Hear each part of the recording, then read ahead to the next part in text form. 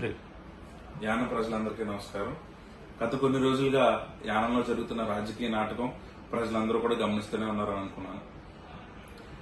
ఈ పరిస్థితికి ఈరోజు ముఖ్యంగా ఈ వీడియో చేయడానికి గల కారణం, యానంలో ఏదో రకంగా మంచినీళ్ళ ప్రాబ్లం తీసుకురావాలని చెప్పి మరి అధికార యంత్రాంగం కానీ లేకపోతే రాజకీయంతో ఇన్ఫ్లుయెన్స్ చేయడం కానీ జరుగుతుంది. గత రెండు నెలల నుంచి ఈ ఇబ్బంది రాకూడదని చెప్పి మోటార్లు కాలిపోయినప్పుడు పీడబ్ల్యూడీ ఈఈ గారితో సైతం లేకపోతే డిపార్ట్మెంట్ వారితో సైతం ఆర్ఏ గారిని తీసుకుని వెళ్లి ప్రతి చోట కూడా ఏ ఇబ్బంది ఉంది, వాటర్ రాకూడదని చెప్పి ఆంధ్రప్రదేశ్ కాకినాడకు సంబంధించిన కలెక్టర్ గారికి కానీ లేకపోతే ఎస్సీ ధవళేశ్వరం కానీ ప్రతి ఒక్కరితో కూడా మాట్లాడి మనకు వచ్చే వంతుని నీరుని మంచినీరు తాగునీటికి ఆ వంతుల్ని టైంకి వచ్చే విధంగాని వాళ్ళని రిక్వెస్ట్ చేయడం జరిగింది. వాళ్ళు కూడా సహకరించడం జరిగింది. ఈ రోజు యానంలో నీటి పరిస్థితి చూస్తే ఒక్కొక్క వాటర్ ట్యాంక్ లో కూడా ఎప్పుడు గత కొన్ని సంవత్సరాలు ఎప్పుడు రాలేని విధంగా ఈ నీరు తగ్గిపోవడం జరుగుతుంది. దీనికి మరి నిన్నటి నుంచి నేను గవర్నర్ గారిని కలవడం జరిగింది. ఈ ముఖ్యమైన అంశం పైన గవర్నర్ గారు కలిసి కావాలని ఇదంతా కూడా చేస్తున్నారు అని చెప్పి మన పీడబ్ల్యూ డిపార్ట్మెంట్ వారికి అంతా చేస్తే ఎట్టి పరిస్థితుల్లో కూడా నీటికి ఇబ్బంది రానివ్వమని చెప్పి మరి వాళ్ళు చెప్తున్నారు. అదేవిధంగా ఈ రోజు పొద్దున్నే మున్సిపల్ మరి ఆర్య గారితో కూడా మాట్లాడి, సార్ లేదు సార్, నేను నిన్న అంతా కూడా తిరిగాను, నేను రానివ్వను, నేను ఇబ్బంది. కానీ అక్కడక్కడ కొన్ని గ్రామాల్లో ఇప్పటికే నీరు తగ్గిపోతుంది, లేకపోతే పట్టించుకోవట్లేదు అని చెప్తూ జరుగుతుంది. మరి నాకు అర్థం కాని విషయం ఏంటి అంటే, ఏం జరిగినా కూడా యంత్రాంగం డిపార్ట్మెంట్లు అనేది వాళ్ళ పని వాళ్ళు చేసుకుంటూ వెళ్లాల్సిన అవసరం ఉంది. దానికి అన్ని రకాలుగా కూడా ఏదో రాజకీయ ఒత్తిడి కనబడుతూ ఏదో ఎవరిపైన ఇది తోసేస్తే బాగుంటది కదా అని చేసే విధంగా ఈ చర్యలన్నీ కనిపిస్తున్నాయి. మరి ఈ రోజు గవర్నర్ గారికి యానంలో జరుగుతున్న ఈ రాజకీయ నాటకానికి అంతటికీ కూడా ఆయనకి ఎక్స్ప్లెయిన్ చేయడం జరిగింది. అది మంచినీళ్ళ గురించి అవనివ్వండి, లేకపోతే డంపింగ్ యార్డ్ గత ఎన్నో సంవత్సరాల నుంచి అక్కడ కనకాలపేట, యూకేవి నగర్, భీమనగర్ ప్రజలందరూ కూడా ఇబ్బంది పడుతూనే ఉన్నారు. నిజంగా ఏదో ఎమ్మెల్యే రాజకీయంగాని లేకపోతే ఓట్ల కోసమో ఈ విధానం మొదలు పెట్టున్నాడని చెప్పి రకరకాల పార్టీ మనుషులు లేకపోతే ఇంకొకరు మాట్లాడడం జరుగుతుంది. గత 5 ఏళ్ల క్రితం ఏ పార్టీ ఉంది? 25-30 సంవత్సరాల నుంచి అదే సమస్య అక్కడ ఉంది. అది కాక ఎన్ని గవర్నమెంట్లు మారినాయి, ఆ సమస్యకి ఏ గవర్నమెంట్ కూడా పరిష్కరించే పరిస్థితి రాలేదు. నేను వచ్చిన తర్వాత కూడా 3 సంవత్సరాలు 4 సంవత్సరాలు డంపింగ్ యార్డ్కి కిరణ్ బేడి గారు ఆర్డర్ ఉందని చెప్పిన తర్వాత దాన్ని ఒక 2-3 సంవత్సరాలు కాలయాపన చేసిన తర్వాత మళ్ళీ మేడం గవర్నర్ గారు ఉన్నప్పుడు, తమిళసై మేడం గారు ఉన్నప్పుడు దాన్ని వేరే చోటకి షిఫ్ట్ చేసి కనకాలపేట డంపింగ్ యార్డ్ తీసేయాలని చెప్పారు. ఆవిడ కొంచెం గవర్నమెంట్ ఉన్న రిపోర్ట్స్ ప్రకారం ఆవిడ ఎక్కడో గోపాల్ నగర్ దగ్గర ఒక చోటకి శాంక్షన్ చేయడం జరిగింది.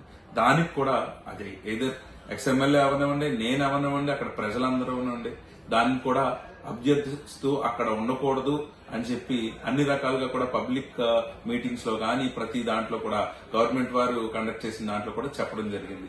దానికి పూర్తిగా గవర్నమెంట్ యాక్సెప్ట్ చేసి అక్కడ పెట్టట్లేదని చెప్పారు.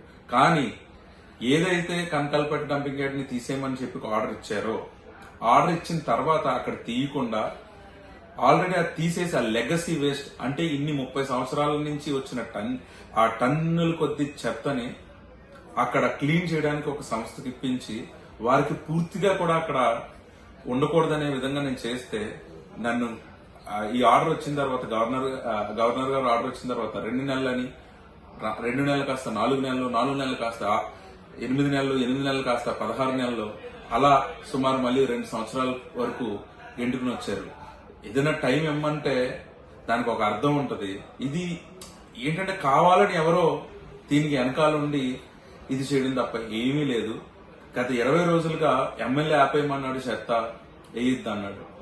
నాకు అర్థం కాలేదు. ఒక ఎమర్జెన్సీ సిచ్యువేషన్ అయినప్పుడు సంబంధించిన అధికారులు పాండిచేరి నుంచి వస్తున్నారని చెప్తే నేను ఆ 2 రోజులు కూడా అసెంబ్లీ మానేసి యానంలోనే ఉండి వాళ్ళు వస్తున్నారు, వాళ్ళు వచ్చి కలిసిన తర్వాత పరిష్కారం అవుతుంది అని చెప్పి నేను వెయిట్ చేసింది.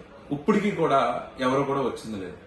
దానికి మరి ఆ ఎల్ఈడి డిపార్ట్మెంట్ వాళ్ళు ఏ రకమైన యాక్షన్ తీసుకుంటారని తెలియక నిన్న వెంటనే గవర్నర్ గారిని కలిసి మొత్తం ఎక్స్ప్లెయిన్ చేయడం జరిగింది. గవర్నర్ గారు వెంటనే మున్స్వామి గారి డిపార్ట్మెంట్ మున్సిపల్ గారితో మాట్లాడించి ఒకవేళ అది సైట్ ఎక్కడో 2.5 లక్షల రూపాయలు నెలకి రెంట్ ఇచ్చే విధంగా గవర్నమెంట్ ఆల్రెడీ ఫైల్ పుటప్ చేసింది. ఆ ఫైల్ 2.5 లక్షలకి ఆ ఫైనాన్స్ సెక్రటరీలో రిజెక్ట్ అయిందో లేకపోతే ఆపిపెట్టారన్న పరిస్థితిలో ఉంది కాబట్టి దాన్ని పూర్తిగా కూడా వెంటనే యాక్షన్ తీసుకోవాలని చెప్పి గవర్నర్ గారు వెంటనే డిపార్ట్మెంట్ ఫైనాన్స్ సెక్రటరీకి అదేవిధంగా మన యానం మున్స్వామి గారికి కూడా చెప్పమని జరిగింది. అయితే అక్కడ విచిత్రం ఏంటి అంటే నన్ను తిరిగి ఫోన్ చేసి నేను అడుగుతున్నప్పుడు 2-3 రోజుల నుంచి సమస్య ఉందని చెప్పి మరి యానం నుంచి చెప్పడం జరుగుతుంది. 2-3 రోజుల నుంచి సమస్య ఉందని యానం ప్రజలందరూ గత 20-25 రోజులుగా ఈ సమస్యని ఎంతో ఎమ్మెల్యే వల్లే వచ్చేసింది, లేకపోతే ఎమ్మెల్యే చెప్పిన మాట సైడ్ చూపించాలి, నాకు అర్థం కాదండి. 20 రోజులు మనం ఇబ్బంది పడి ఉన్నా కూడా గవర్నమెంట్ పట్టించుకోవట్లేదు. గత 25-30 సంవత్సరాల నుంచి కనకాలపేట ప్రజలు మళ్ళీ ఎప్పుడు లేనంత కొండలు అవి డంపింగ్ యార్డ్ అలా ఉన్నా కూడా ఏదో పక్క నుంచి వెళ్ళిపోయి పని చూసుకున్నారు. అది ఊపిరితిత్తులకి పట్టేసి నేనే ఒక 5 నిమిషాలు నుంచుకోలేక నాతో పాటు వచ్చిన ఆర్య గారు గాని లాస్ట్ టైం గవర్నర్ గారు వచ్చినప్పుడు కూడా చూపించడం జరిగింది. ప్రతిదీ ఏది కూడా స్పందన లేదు. ఈ రోజు కొత్తగా రాజకీయ నాటకం ఏంటి అంటే నాకు అర్థం కాని జోక్ ఏంటి అంటే యానంలో ఆ హెచ్ఆర్ సంస్థ వచ్చింది. అది చాలా ఫస్ట్ సంవత్సరం కూడా చాలా బాగా చేసింది. ఆ తర్వాత రాజకీయ పరిస్థితులకి దీని మీద ఎవరికో బ్యాట్ తీసుకురావాలన్నారు. ఎమ్మెల్యే అనే వ్యక్తి దీంట్లో రకరకాలుగా లబ్ధి పొందుతున్నాడని చెప్పిన రాజకీయ నాయకులు ఎక్స్ఎమ్మెల్యే కూడా ఉన్నారు. దానికి సంబంధించి నేను దేనికైనా సిద్ధమని కూడా చెప్పాను. ఎందుకంటే ప్రజలు అందులో ఎంప్లాయ్మెంట్ ఉన్నప్పుడు వారి శాలరీస్ ఉన్నప్పుడు మనం శాలరీస్ పే చేయడం జరిగింది. అంతవరకు తప్ప దాంట్లో ఎటువంటి ఇది లేదు. ఈ రోజు విచిత్రం ఏంటి అంటే సమస్య అక్కడ ల్యాండ్ లేదు, ఎక్కడ ఈ కలెక్ట్ చేసిన చెత్తను వేయాలో. దాని విచిత్రంగా ఏంటి అంటే మేము పలానా సంస్థ నుంచి ఎక్స్ఎమ్మెల్యే చెప్పాడు, నేను వెంటనే చేసేయాలి, ఇలా ఒక 4 ఇంటింటికి పంపి చెత్త కలెక్ట్ చేయడం. చెత్త కలెక్ట్ చేసి ఎక్కడ వేయాలో తెలియదు. ఈ రోజు వెరైటీగా ఫ్రాన్స్ తిప్పలో ఒక ప్రైవేట్ అతని సైట్ లో వేసుకోమని చెప్తున్నారు. నాకు అర్థం కాని విషయం ఏంటి అంటే శాసనసభ్యుడిగా ఈ ఇష్యూని పూర్తిగా పర్మనెంట్ గా సాల్వ్ చేద్దామంటే సహకరించే మనుషులు లేరు, అధికారులు లేరు. ఈ రోజు ఒక 15 రోజులు 20 రోజులు మనం ఇబ్బంది పడి ఉన్న మాట వాస్తవం. కానీ 25-30 సంవత్సరాలుగా వారందరూ కూడా చిన్న చిన్న పిల్లలతో పెద్ద పెద్ద వయసులో ఉన్న వాళ్ళు ఎలా అక్కడ ఆ కాలిన దాన్ని పీలుస్తూ బ్రతుకుతారు. ఇది ఎవరికి అర్థం కాని విషయం. ఎవరిని కూడా ఇబ్బంది పెట్టాలనేది నా విషయం కాదు. కేవలం ఏంటంటే రాజకీయ పరిస్థితులకి దీన్ని చెత్తతో చెత్త రాజకీయం చేయడానికి కూడా వీళ్ళు పూనుకుంటున్నారు. కాబట్టి ప్రజలందరూ కూడా పూర్తిగా గమనిస్తున్నారని ఆశిస్తున్నాను. అదే విధంగా గవర్నర్ గారు పూర్తిగా దీనిపైన మానిటర్ చేయడం జరుగుతుంది. ఇది వెంటనే ఎటువంటి జాప్యం లేకుండా పూర్తిగా ఈ సమస్యను పరిష్కరించే విధంగా కంటిన్యూ గవర్నర్ ఆఫీస్ నుంచి ఫాలోఅప్ చేయడం జరుగుతుంది. అదే విధంగా ప్రజలందరూ కూడా నేను ఫస్ట్ 2 రోజులు కూడా ఈ పోడవాళ్ళ కోసం కూడా మరి మన వెంకటేశ్వర స్వామి కళ్యాణం కూడా యానంలో ఉండడం జరిగింది. ఆ రోజు గవర్నర్ గారి బడ్జెట్ స్పీచ్ కి అది కూడా ఆయన ఎక్స్ప్లెయిన్ చేశాను. ఈ రోజు నిన్న మన రంగస్వామి గారి కొత్త బడ్జెట్ స్టేట్ బడ్జెట్ ని అనౌన్స్ చేయడం జరిగింది. మరి ముఖ్యంగా అందులో మనం మాట్లాడుకోవాల్సిన విషయాలు ఏంటి అంటే ప్రతి ఒక్క పేదలకి కూడా మట్టి డబ్బులు చనిపోయిన తర్వాత 15,000 నుంచి 25,000 చేశారు. దీన్ని ముఖ్యంగా మాట్లాడుకోవాల్సింది ఏంటి అంటే చాలా చోట్ల ప్రజలకి ఇది అందక ఎంతమంది తిరుగుతున్నారో నాకు తెలుసు. మరి 15,000 అందక ఇబ్బంది పడుతూ ఉంటే అది 25,000 చేశారు. అది మరి వరాల జల్లే, అది కూడా గమనిద్దాం అది ఎలా జరుగుతుందో ఏంటో కూడా. దీంతోనే కాకుండా మ్యారేజ్ డబ్బులు ప్రజలందరూ కూడా ఎప్పుడెప్పుడో కొంచెం ఈ కరోనా వల్ల కొంచెం లేట్ అవడం, కొంచెం ముందు పెట్టుకోవడం, కొంచెం తర్వాత పెట్టుకోవడం వల్ల చాలా మందికి మ్యారేజ్ డబ్బులు కూడా రాకపోవడం జరిగింది. అది కూడా అసెంబ్లీలో చాలా గట్టిగా చాలా సార్లు లేవనెత్తడం జరిగింది. మరి ముఖ్యంగా ఈసారి ఏంటంటే 4 సంవత్సరాల నుంచి నేను అసెంబ్లీలో వినిపించిన గలంలో కొన్ని ముఖ్యమైన అంశాలు, అది హెల్త్ అవనివ్వండి, కొన్ని అంశాలు ఈ ఈ కొత్త బడ్జెట్ లో కూడా ఆయన పొందుపరచడం జరిగింది. మరి విచిత్రంగా ఉంది. మరి ఆల్మోస్ట్ ఒక సంవత్సరం దగ్గరలో ఉండగా ఈ రోజు ఇవన్నీ అనౌన్స్ చేశారు. 4 సంవత్సరాలు ఇవన్నీ మర్చిపోయారు. ఈ రోజు టక్మని వరాల జల్లు కులిపించేశారు యానం పైన. ఇవన్నీ ఎంతవరకు ఉంటాయి కూడా చూద్దాం. అదే విధంగా అన్ని వర్గాల వారికి కూడా వృద్ధాప్య పెన్షన్ 500 పెంచడం జరిగింది. అది ఒక నెల లేటు, ఒక 15 రోజులు లేటు అని చెప్పి ప్రజలు ఇప్పటికే నా దగ్గర చాలా మంది వచ్చి మందులు కొనుక్కోవాలి, ఇంకోటి కొనుక్కోవాలి ఈ వయసులో అని చెప్పారు.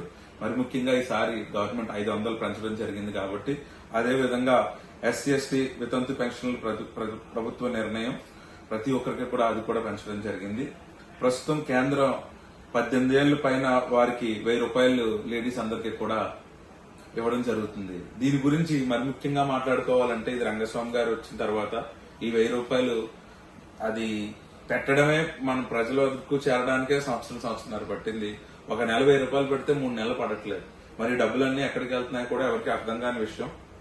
అది ఈ రోజు సడన్ గా 2500 చేయడం చాలా ఆనందంగా ఉంది. నిజంగా అది పేద ప్రజలకి, మహిళలకు ఉపయోగపడితే నేను చాలా హ్యాపీ. అది కూడా మన ముఖ్యమంత్రి గారికి, గవర్నర్ గారికి కూడా చెప్పడం జరిగింది. నెల వేసి 3 నెలలు వేయకుండా మరి 3 నెలలు ఒకసారి పడినా అర్థం సార్ అది పడలేదు అని చెప్పి కూడా పూర్తిగా ఎక్స్ప్లెయిన్ జరిగింది. మహిళలందరూ కూడా ఇవన్నీ గమనించుకోవాలి. ఈ రోజు వరాల జల్లిని ఈ 2500 కూడా ఎంతవరకు పడుతుందో, ఎప్పుడు పడుతుందో కూడా గమనిస్తూనే ఉన్నాం. అదేవిధంగా ప్రభుత్వ ఆసుపత్రి ఇప్పుడు గత 3-4 సంవత్సరాలుగా డయాలసిస్ తో ఇబ్బంది పడుతున్న చాలా మంది పేద ప్రజానికం, అదేవిధంగా సూసైడ్ చేసుకుని చనిపోయిన వ్యక్తులు కూడా ఉన్నారు. దానికి గత 3-4 సంవత్సరాల నుంచి గొంతు చించుకుని అరిస్తే ఈ రోజు డయాలసిస్ యూనిట్ ని స్టార్ట్ చేస్తున్నాం. అదే విధంగా దానికి గవర్నమెంట్ హాస్పిటల్ కి సంబంధించి X ray machine, CT scan machine, diagnostics, దానికి సంబంధించిన ఇతర అన్ని కూడా మేము పొందుపరుస్తాం. అది కూడా మేము తీసుకున్నామని చెప్పి బడ్జెట్ లో అలోకేట్ చేయడం జరిగింది. దాన్ని కూడా నిజంగా మరి ఈ సంవత్సరం అది అతి త్వరలో జరిగితే జిప్మర్ ఓపెన్ అయ్యి కొంతమంది ప్రజలు అక్కడికి వెళ్ళినా మరి కొంతమంది ప్రజలు మన యానంకి మెడికల్ గా ఏ ఇబ్బంది లేకుండా ఉంటదని మరి ఈ సంవత్సరం ఆలోచిస్తున్నాం. అదేవిధంగా ఆయుష్మాన్ భారత్ స్కీమ్ ని రెడ్ కార్డు ఒకరికే పనిచేస్తూ అది ఎల్లో కార్డు కూడా చేస్తామని చెప్పి లాస్ట్ అసెంబ్లీ సెషన్స్ లో కూడా ఆయన చెప్పడం జరిగింది. ఈ రోజు ఉన్న పరిస్థితి ఏంటి అంటే ప్రభుత్వంలో అన్ని రకాల వైద్యాలు ఆయుష్మాన్ భారత్ లో జరగట్లేదు.